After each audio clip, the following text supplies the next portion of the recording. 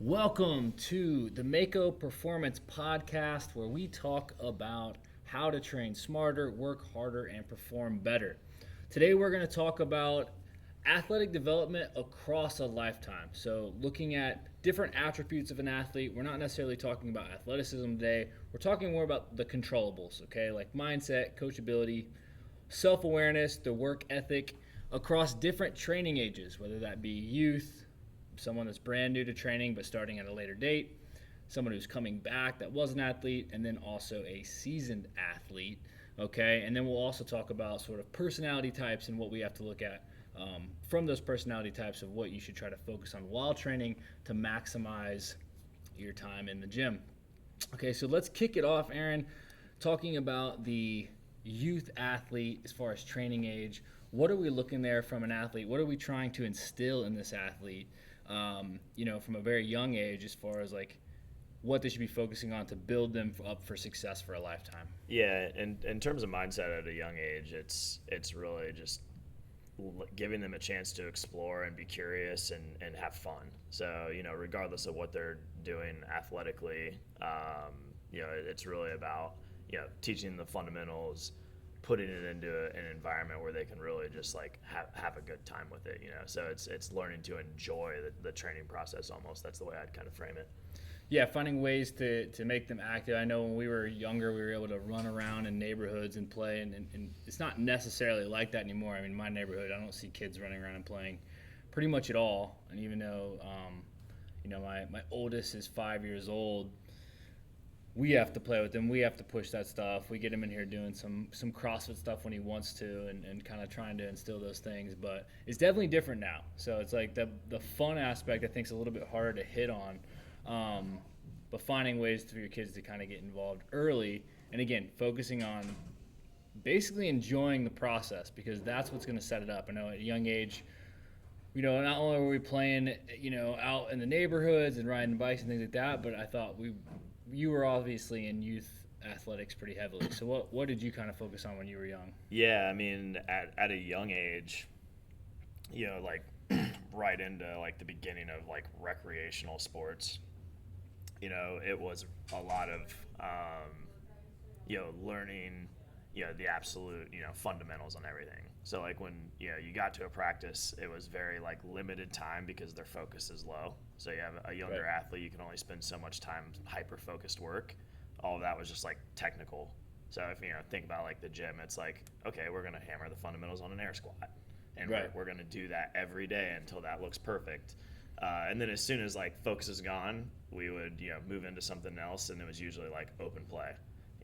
Get a ball on the field. Yeah. Hey, you're going that direction, trying to put a ball on that goal. Like go and have fun. There was like no organization outside of that. It was just free play. Yeah, so with kids, yeah, that's it. Like wherever your focus is, we have my oldest, Ronan, has been in jujitsu, on and off for a couple years, and honestly, I love that. Like especially just the instructor we had initially in there, young kid too.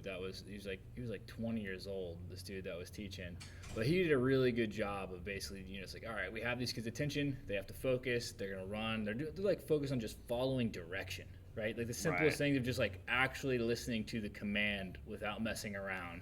And you got that for like 15 minutes, one drill, and then it's like open roll or a game or something like that. Yeah, so I mean, I guess just in terms of like bigger picture, like things you're trying to instill in a kid, like there's obviously like the discipline involved in that. Yeah. So the things that you're thinking of outside of like their athletic development, Right.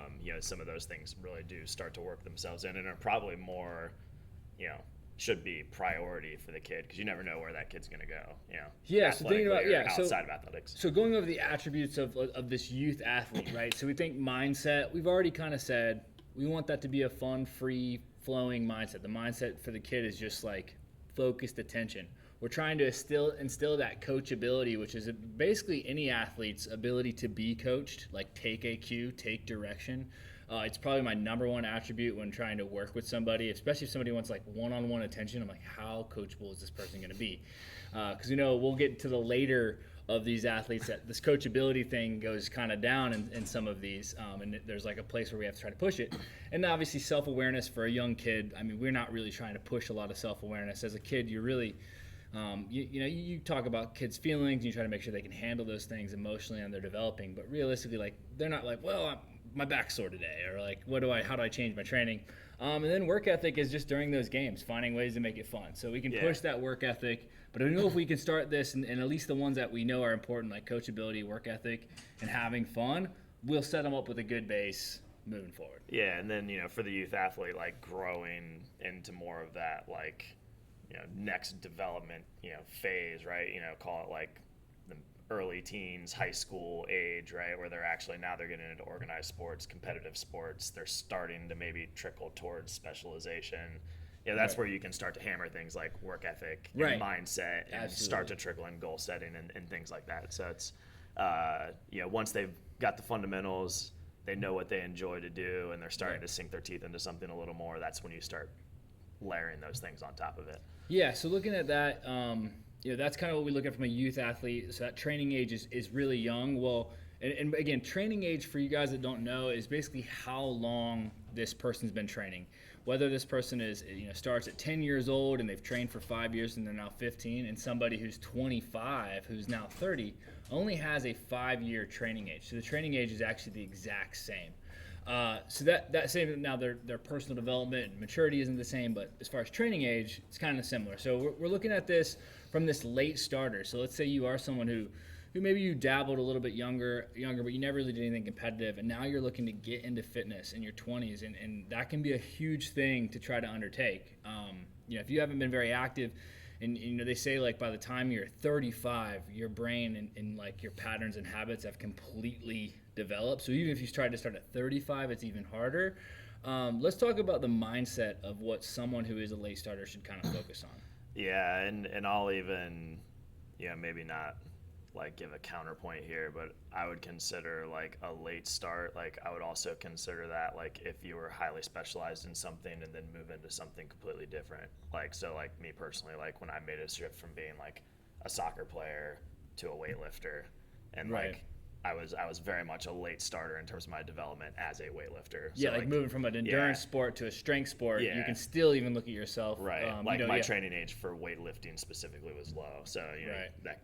I've always been good at exercising. My sport has been exercising. So I basically just sit there in the like generally good or decent at stuff, but never great at anything. So when I switch to something, it's a little different. So I think, right away with like mindset for a late starter, I think the number one thing I see right away is like people just like lacking patience and maybe just being unaware of like the process and how long that process can be, especially in the early on, or maybe like they've gone through that initial beginner phase where they've seen all those gains and now they're struggling to make progress still. Having patience and kind of just like starting to learn the actual training process. I think that's one of the biggest things with mindset. Yeah, with mindset being, basically being willing to strip things down before you get ahead of yourself. So it's like, we talk about trying to always, and we'll go into how to build your base when it comes to strength, skill, and endurance, but realistically having that idea that like all I need to do today is I need to show up, I need to listen, and I need to just work to get a little bit better at something. I just need some focused intent on the squat that we're doing today. I need a little bit of focused intent and like whatever the higher skill movement is in the class, and then everything else is just kind of moving. All right, so let's talk about the kind of leading into like coachability. When we talk about this coachability trait, what makes an athlete coachable, or what gives them a high coachability in your eyes?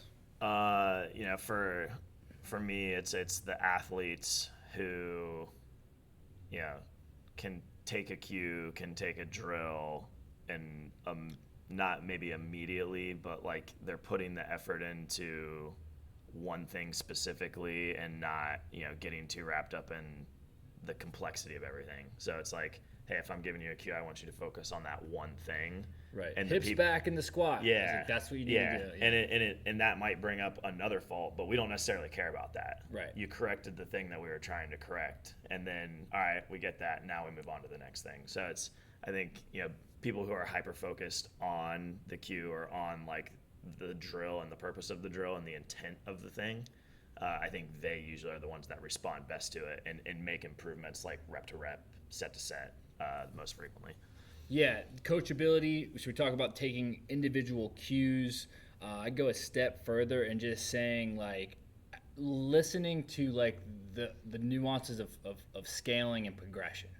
Like especially when we're in a class and I have an athlete who maybe tweaked their back a couple days ago, and I'm saying, hey, I coach tomorrow at this time. I need you to come in, and what we're gonna do is we're gonna do this. We're gonna do something a little different, but I am gonna make sure that we're basically moving forward. So maybe we're not even doing anything that the class workout's written, but instead we're gonna do a little biking. We're gonna do a little core embracing. We'll maybe do a little bit of unloaded, twisting and moving, and just kind of see where the back is. But if that athlete comes in and says, you know what, I felt pretty good, and then hammers it, that's not coachable, right? Or that's being less coachable. So really understanding and trusting the process with the coach to know, especially, again, I'm going from a class perspective specifically, but that could even go from working with competitive athletes even and being like, hey, this is where we're at. And we'll get into that when we go to like the comeback people. These people are the worst at this, in my opinion. But the next thing of this late starters or this young training age, you're just starting out, let's talk about like the self-awareness and what we're looking for from a self-awareness perspective. Yeah, so I think just like, kind of hitting both coachability and self-awareness at that last point, if you're banged up or, you have something that's, you're just coming back from or whatever it is, you're having an off day, you kind of have to manage your expectations when you're in the gym. So that might be modifying the workout. It might be, scaling something completely, taking a rest day when you weren't planning on it, and just like, hey, if your body's telling you something's off and you feel super stressed and worn down, you probably are, and you could probably benefit from just backing off a day. That doesn't mean taking the day entirely off, but coming in, moving a little easier, telling the coach you're feeling schwacked, and then just making the adjustments from there. Yeah, I think not taking days off, like no days off, is actually a real thing, but it doesn't mean like everyday intense. And having that self perspective and like awareness to be like, okay, I am beat up, I have pushed, I have progressed in this, and I've made nothing but gains for 4 or 5 months even, or weeks or days, whatever. We need to say like, okay, you need to expect the pullback at some point. And so having the self-awareness to understand that you've pushed and now we're going to back it down, and then we're going to push again, and having that awareness to be able to tell the coach, like, hey, listen, I'm banged up. We take 3 days, 4 days, a week. We kind of focus on that fatigue management, and we can do that in the class, obviously with modifying, but that is super important to be self-aware of those things and be okay with like making those changes, right?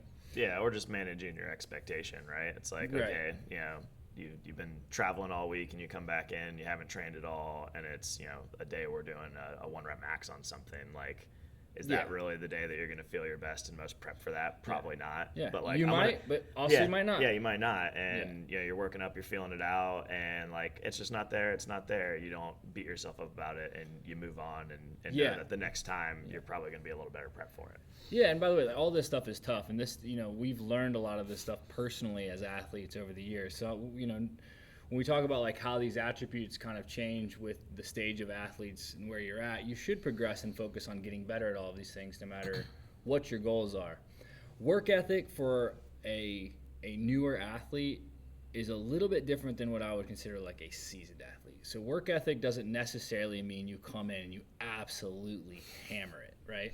So with work ethic, when it comes to this younger training age, later starter, we're looking for really focusing on that MCI, mechanics, followed by consistency, and then and only then do we add intensity. That is the CrossFit way. That is the way CrossFit is supposed to be taught, and that's the same thing we do in our classes. So your work ethic for that athlete is really about showing up, listening, focusing on the movements, and when the coach says, "Hey, you can push this today," hey, it's burpees and running, and you've been doing this for a little while, you can hammer this. Oh, it's hang squat cleans and pull-ups, and you've got pull-ups, and you're doing really well pull-ups, but the hang squat cleans aren't really well. We're going to go lighter there, and we're going to just move steady. It's really learning how to, like, take movements you're really good at, You can kind of push the intensity or use it as like a buffer for the entire workout. And then those movements that you're not really good at, being okay with scaling the weight, scaling the reps, and just moving a little slower. And that's really what we're looking at from a work ethic. Yeah, yeah. It's I've always like appreciated just like quality of movement over everything, right? Like it's one of our core values, virtuosity. Like you want to make everything look as crisp as possible. If that means stripping the load down to make that happen, like at times, like that's what's going to allow you to make steady, consistent progress over time. If you're trying to, just load it for the load's sake, for your ego, to say you have that weight on the bar, then that's where things kind of get sloppy. Right. Yeah. It's easy to let those things go, or getting overzealous or overexcited about things. You're like, oh man, I'm feeling good. You've got to sometimes. It's okay to turn loose when it's appropriate, and even if you turn loose and you get a little squirrely, I would say, and maybe everything wasn't really perfect, that's okay. But you just don't want to go to that well all the time, especially if you wake up, you're not sleeping well that night. You already kind of felt a little weird, and you came in and you just hammered it. That's your chance of maybe not even getting hurt at the class, but going home and moving something and getting hurt or whatever. So you do have to be a little bit aware of like where you're at. Now this next type of athlete, training age, let's just say like you were an athlete, high school athlete. This happens all the time. Whatever, went to college, got a little fat, or got a little slow, just stopped working out, and now they're coming back and they're absolute hammers. And we didn't even talk about types of athletes. But if you have there's like 3 types of athletes that go on with the parabolic periodization by Dane Smith, and we do think that like not everyone kind of falls into this category, but these categories and types of athletes are prevalent. At least everybody's kind of got a little piece of these here and there. So you have your Zen athlete who's like really calm, really reserved, right? You got the fragile athlete, and for lack of a better word, just responds well to stimulus and training, but can get has a little bit like less self-confidence, can overdo it really easily. And then you've got this meat stick, right? And this is where a lot of these comeback athletes come from, and they're our highest risk athletes, because what happens is their mindset instead of being like check the ego, slow down, go back to basics, a lot of times they're like full throttle, all gas, no brakes. So let's talk about what an athlete that's coming back. They're coming back. We have this athlete. They're 25 now. They had 7 years off. They really didn't do anything. They gained a bunch of weight. What should their mindset be to be successful coming into the gym? Yeah, I kind of already mentioned it a little bit earlier, but like think of yourself as a beginner again. Yeah, you really have to go back and think about building back up a base, like getting back into like moving well, and then starting to slowly push the needle back up to where your performance maybe was previously. So it's like coming in and just eliminating the expectation that like you are the same person that you were when you were 18 and training for 2 competitive sports and had no personal responsibilities in life. Right. And now you're a 25-year-old with a full-time job and maybe a family already and whatever other stress you might have. And you've been deconditioned for 7 years. You just have to manage those expectations. Yeah, that mindset of understanding, like, since you are an athlete and you have had this, and you have had that time in the spotlight and you have pushed, it is important to understand, though, like you kind of mentioned and touched on, like other life stresses. Like this is stress. Okay, like we do adapt from stress. Working out is stress. But if you do have that career, that job, whatever, what have you, your mindset, and this could be for anybody, you do need to understand and have that self-awareness of like, I have all this going on. It is going to pull from training. It's going to affect how well you recover. It's going to affect how much time you can spend recovering or meal prepping and eating the right foods. So kind of keeping that in mind from a mindset perspective is that what we're looking for, is like, be aware of where you're at. Coachability, again, like I think these athletes, and this is, I'm going to give you what I feel like they struggle with the most. One is like we hear all the time is like, well, this is how I used to do it, or this is what I did back in high school. This is how we trained at this thing when they were 16, 17, maybe even 22, and they could just hammer it. They could just full throttle again. And we're saying, hey, no, let's go to the barbell. Let's go to the empty barbell. Let's move this slow.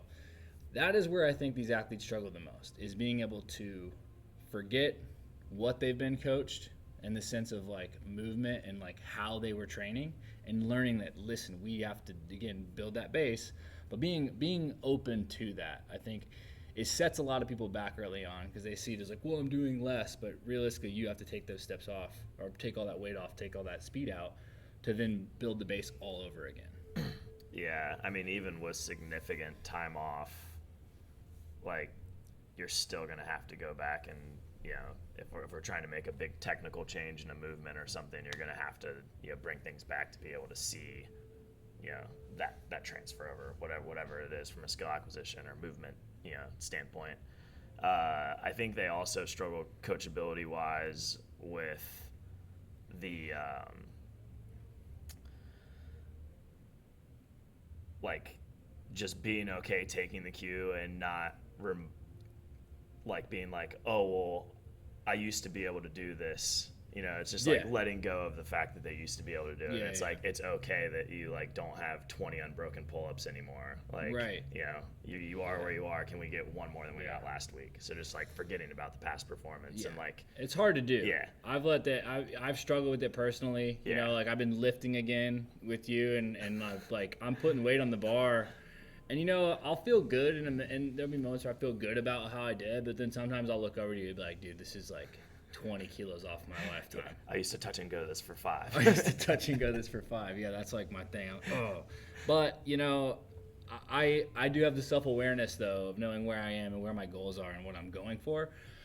But I can tell you that is tough. So, like, things that those athletes can do from a mindset perspective, and this is like coming back to like, okay, well, you are that, and you are like, well, I used to touch and go this for 5. Like, the things that have helped like push me forward is setting like goals that I know are obtainable, and like low-hanging fruit stuff that I know I can get better. I'm like, well, if I can just get this lighter weight to feel better, or I can move this barbell a little bit faster. We use the bar velocity stuff a lot now, which we'll get into in a later episode, but using those things have allowed me to basically be like, okay, I can be okay with this because I am working towards a goal and getting better, and hopefully one day back to it. Right. Well, and you've also like been like, okay, I've rebuilt a big base, and like you're getting excited about progress regardless of whether that's, better than you did 10 years ago. Right. So it's true. That's like, a good way to look at it too. You really, as an athlete on a comeback, you get an opportunity to just kind of reset the board. Like, everything that you're doing is progress.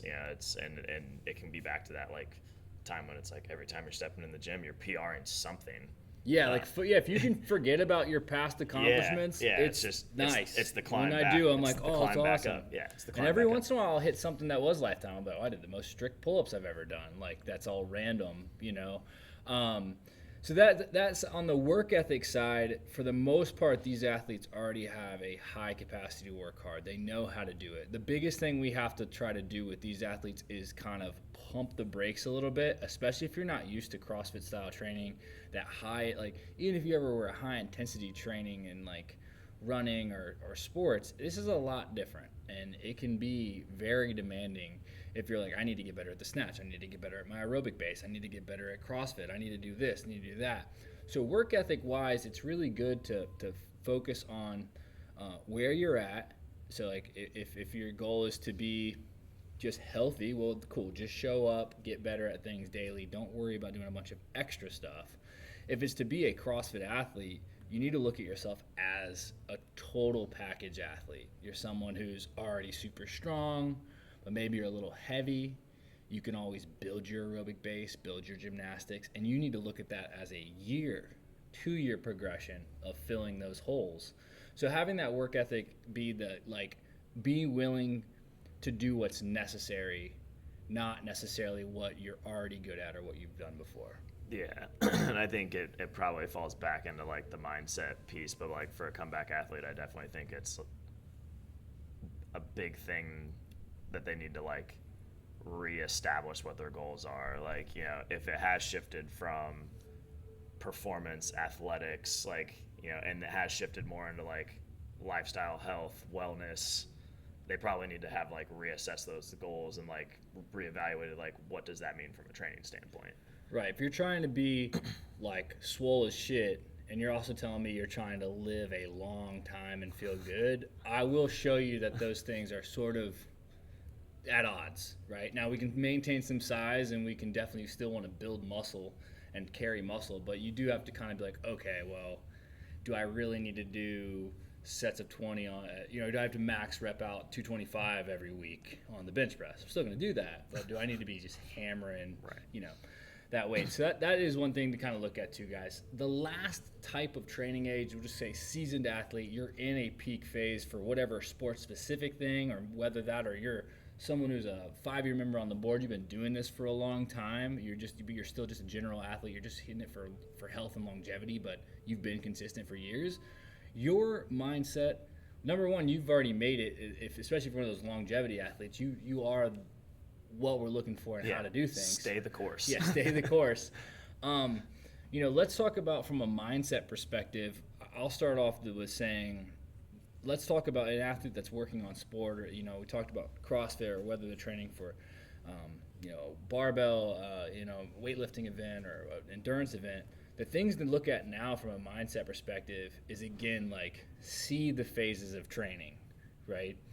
There's several. We'll go over phases of training at some point, but if you look at it, like, there's an accumulation phase / base phase. There's an intensification phase, and then a peaking phase. And in each of those phases, you are going to feel different, right? And sometimes, especially in the intensification phase and peaking phase, you feel terrible, and your numbers aren't where they need to be, and you're getting smoked, and you're pushing, functional overreaching, like you're purposely doing more and stressing the body out. Your mindset has to be a little bit different. So what is your mindset as an athlete? Looking at it, let's go from the barbell perspective. When you're looking at an athlete and let's call it, what do you want from a mindset, from a start to finish, from a base to a peaking phase? Yeah, so I think this is where, like, you start talking about, like, a seasoned athlete, and even more specifically than that, somebody who's, like, very interested in performance and, like, reaching peak performance, as an individual. I think that's where the athlete type starts to become a whole lot more important, and them having the awareness of, like, what type of athlete they are, and then managing everything from there. So it's depend like how they react in certain phases of training will really come down to what type of athlete they are. If they're a meat stick athlete, what type of training do you think they're gonna, like, enjoy the most? They're gonna love the peaking phase when all they're doing is preparing for competition and lapping weights, dude. Yeah, like, we're right. talking heavy singles multiple times a week, and just honing the thing that they're going to do in competition. Like, that's what they're going to enjoy most. That's where they're going to get the most kind of energy out of training. The Zen athletes, it doesn't really, like, they don't really ever seem to fluctuate. So they're the ones, like, as a coach, you kind of have to, like, really overly communicate with to see where they're at, because they're never going to, like, show it. Super stoic people, training and like going about their business, and it is business. When they're there, it is very like, I'm here, I'm head down, I'm getting the work done. So you have to pull that out of them a little bit.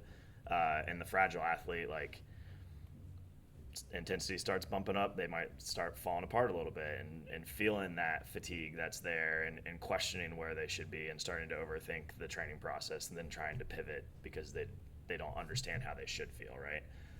So I think just understanding where you fit into that. Right. But in a base phase, that's where you're doing the most work. You're accumulating volume to build a base. You're continuing that through, like, a general strength phase, which is still fairly high volume. That's kind of where we are currently in this barbell club cycle. And I think if you asked all the athletes right now, they're all feeling super fatigued, beat down, like, pulled the reins back a little bit. We're deloading them this week. And then, we go into that, transition into, intensification, peaking.